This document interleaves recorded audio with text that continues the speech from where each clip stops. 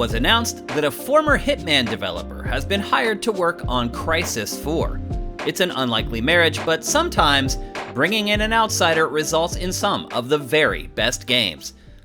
Good morning, good Thursday morning to you. I'm Shane Satterfield from SIFTD, and this is Good Morning Gaming for May 5th, 2022.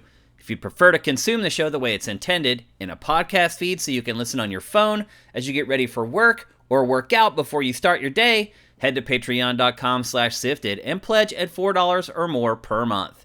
It's free on our YouTube channel for everyone else with a few ads. You can find a 4 days delayed feed of our flagship show, Game Face, by searching your favorite podcast service. Please give the show a review if you can.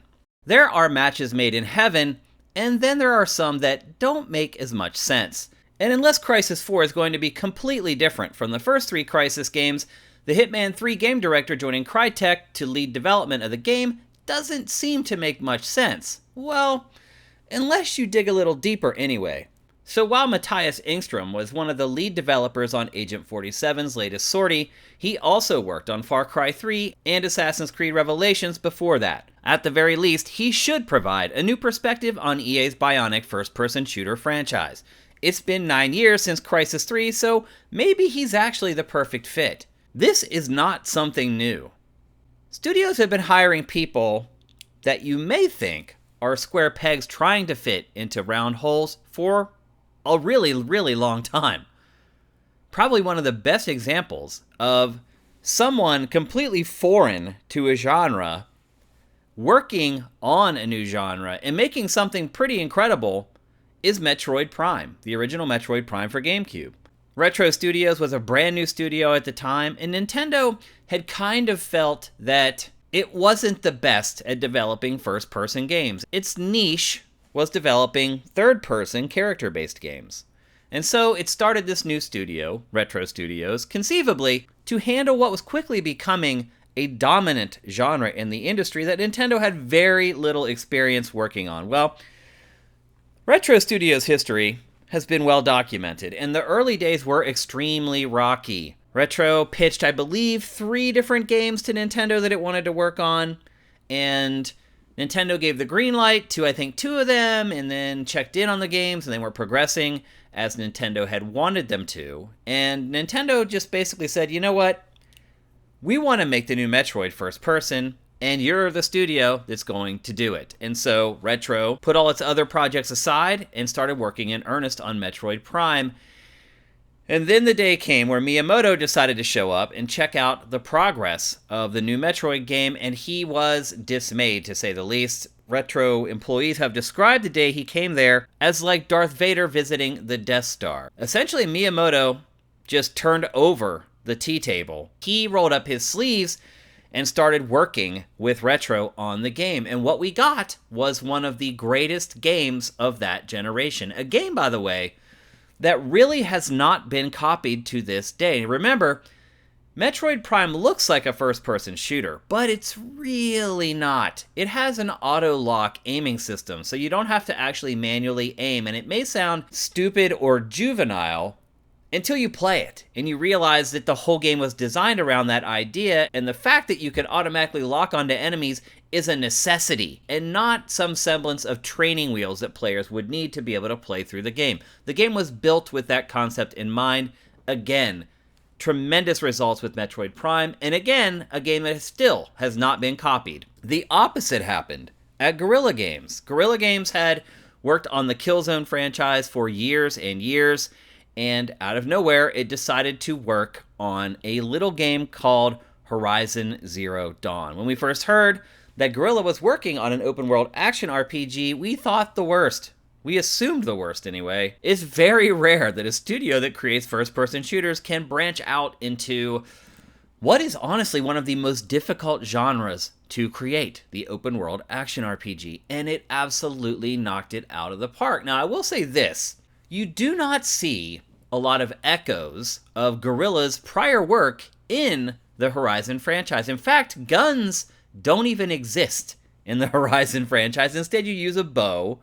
But even using the bow, there aren't a lot of familiar tones that have transferred over from the Killzone franchise into the Horizon franchise. But nevertheless, a studio that had little to no experience working in a genre, takes on a genre for the first time, and does, in fact, find some unique twists on it. For example, the whole trapping mechanic that is in the Horizon franchise. I do not know if an open-world RPG would have ever done something like that if it weren't Guerrilla developing one of those games.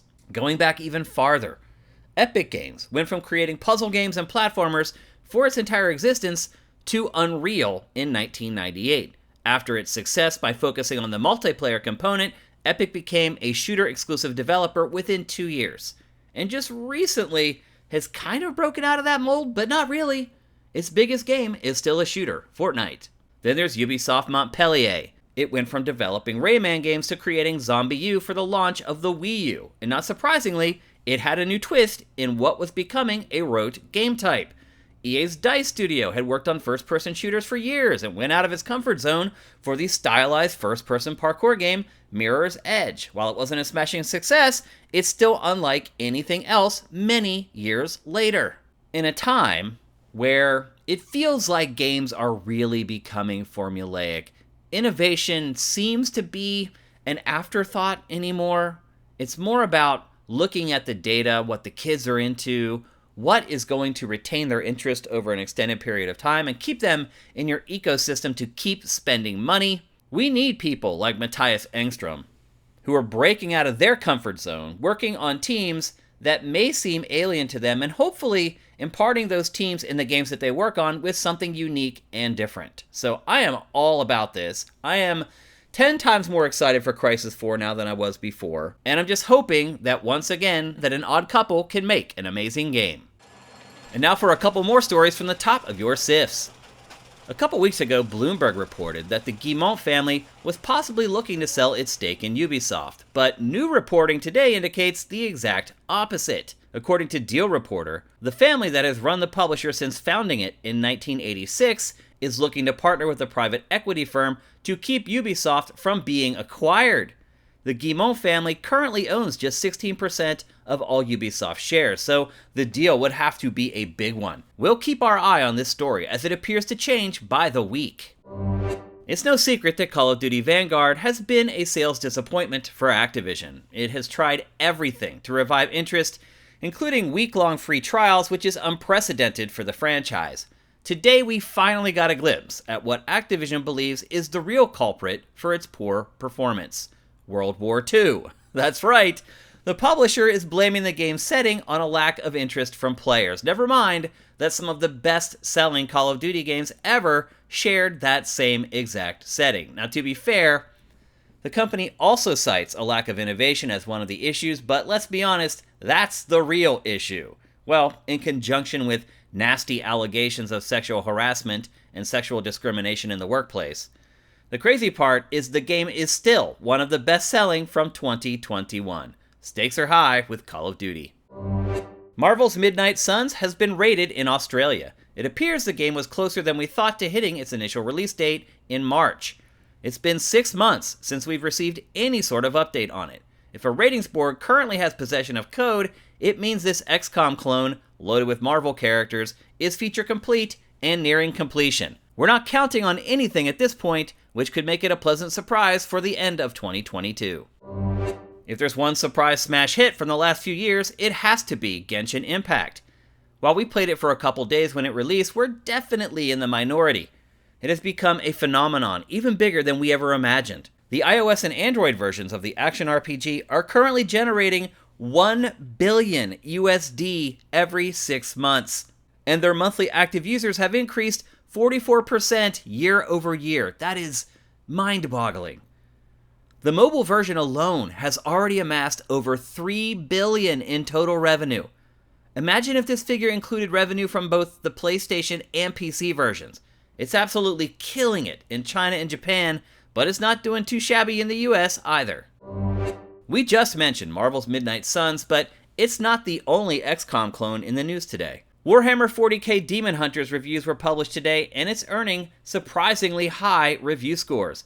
Its Metacritic average is currently sitting at an 81, but it's the praise in the reviews that really stands out. Many are calling it one of the best Warhammer 40k video games ever made, and several reviews cite the story as something that makes it stand out from most turn-based strategy games. every single critic agrees that if you're a fan of 40K, it absolutely should not be missed. Here's something you may not be aware of. Once upon a time, Arcane Studios built a Half-Life game to pitch to Valve. Arcane, if you don't remember, is the studio behind immersive sims like Dishonored and Prey, which oddly enough, seems like a pretty good fit for Valve's long-dormant franchise. Well, unless you count VR anyway. Called Ravenholm, the pitch is fleshed out enough that there's over an hour of it to play. Huge chunks of the game were shown off by NoClip today after first reporting on it 2 years ago. Arcane is hoping to preserve its work in some way so it won't be lost forever. The game ceased development in 2008, so it certainly looks crude by today's standards. You can find the footage in your SIFTs.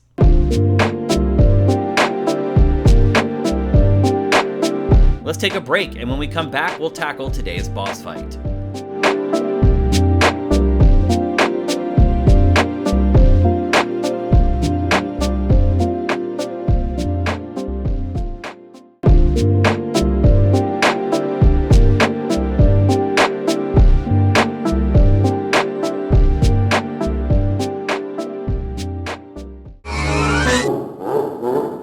Welcome to today's boss fight, where I discuss topics that may or may not be related to video games. Today was May 4th, which is a huge day for Star Wars announcements because it's freaking Star Wars Day. While we thought we might get a first look at Star Wars Jedi Fallen Order 2, it was not meant to be. Instead, we got the announcement for the next batch of DLC for LEGO Star Wars The Skywalker Saga. The Bad Batch character pack, the Rogue One character pack, the Mandalorian Season 1 and Season 2 character packs, the Solo character pack, the Trooper character pack, and the Classic character pack, are all available now. That's a lot of DLC for a game that's fairly young. So, while today was a relatively weak installment in Star Wars Day for video games, it was not the case in other pop culture mediums. There's really no denying that Star Wars is bigger than ever, but it doesn't seem like it's as big with kids of recent generations as it was for mine. Now, don't get me wrong. I've bought my fair share of Grogu merch for the cavalcade of nieces and nephews I have, but their fandom doesn't seem to burn as deep. Me and my friends lived through the original trilogy. If you had walked into our bedrooms or toy rooms back then, you would have thought Star Wars was the only IP that existed. We measured each other up by the number of Star Wars figurines we each had, along with the massive playsets and ships that came along with them. It was also 100% kids back then. While our parents took us to see the movies, they were not huge fans. They definitely weren't buying the toys or anything else. Now, my nieces and nephews dutifully put together the Star Wars Lego sets that I buy them and put them on their shelves, but I never see them actually playing with Star Wars toys. I never see them with a ship in their hand, flying it through the living room, making the ship sounds and the blaster sounds. I don't see them doing that stuff. I never see them talking about Star Wars the way my friends and I did when we were kids, wondering about the mysteries and hypothesizing how Han Solo could possibly survive being encased in carbonite. My nephews spend a lot of time with Hot Wheels stuff or remote-controlled toys like cars or helicopters. They also spend a lot of time on phones or tablets playing corny Flash games, or on their Switches playing Fortnite or Mario Kart. They don't play with action figures all that much, but when they do, it seems to be superheroes like Spider-Man or the Avengers. My nieces play with dolls like Barbie. I know it's cliche, but that's what they want, and that's what they drag around with them from place to place. It almost feels like most of the young kids I know say they like Star Wars because they think they're supposed to like it, not because they're obsessed with it like I was at their age. And what really hit me today, Star Wars Day, is that it's not for a lack of trying. Disney has exploded Star Wars products in a way I never could have imagined as a kid. We were basically stuck with whatever Kenner made back then because it had a chokehold on the license. Some of the products were good and some weren't, but Star Wars has reached a 6th or 7th gear in the last 5 years. There are so many films, TV shows, and products to consume that it can almost be overwhelming. I know I've lost the ability to keep up, and I'm an OG, dyed-in-the-wool Star Wars nerd. Today alone, a Lego-fied Luke Skywalker Landspeeder was released, along with the Ahsoka Tano Legacy lightsaber hilts, a hooded cape and dress inspired by Ahsoka Tano, bags and accessories from Vera Bradley, a new line of candles, new Star Wars bedding, and so much more. Then we get to Disney's big announcements. A second trailer for the new Obi-Wan Kenobi show was released with a good look at Hayden Christensen's return as Anakin Skywalker / Darth Vader, and Ewan McGregor as the titular hero. Of course, it looks amazing, and best of all, its 6 episodes start streaming on May 27th, in just a few weeks. To be honest, I'm way behind on Disney Plus shows. I tend to wait until all the episodes are released and then get a subscription for a month and binge all the shows. For example, I still haven't seen a single episode of the Book of Boba Fett. But it really seems to me that most hardcore Star Wars fans these days are actually adults, and the data backs this up. In a recent study from 2019, 63% of people polled between the ages of 30 and 44 stated that they were fans of Star Wars. That number dips to 55% with the 18 to 29 demographic, and it just gets smaller from there. The bottom line is that there's never been a better time to be a Star Wars fan. Disney is drip-feeding new content at a near-perfect pace. There's more merch and toys than one person could ever possibly buy, and so far, all of it has been of high quality. But the fact remains that while I've struggled to grow out of Star Wars, I've watched the kids in my family struggle to grow into it. Are the shows and films being targeted towards my age group instead of theirs? And if so, is that a smart strategy? After all, it won't be long, and people like me will be shuffling off this mortal coil, and I wonder if there's another wave of rabid fans that will take our place and keep the IP on its toes. One thing's for sure, I'm confident that I'll have more than enough of the IP to keep me occupied until my days are done, and I sincerely hope that the 4th was with you.